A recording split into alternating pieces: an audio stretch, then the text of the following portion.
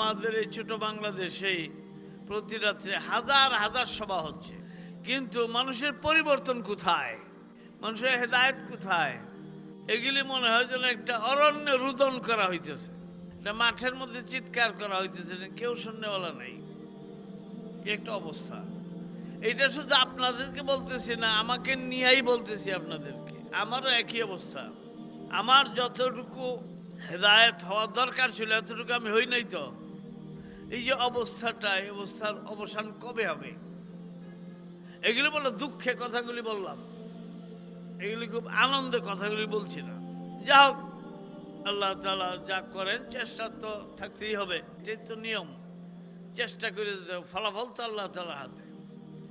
আল্লাহ নবী পর্যন্ত চেষ্টা করলেন, তার চাচা আবু তালেবের কিছুই করতে পারলেন না। এরপর কি তার নবুয়ত হালকা হয়েছে নাকি?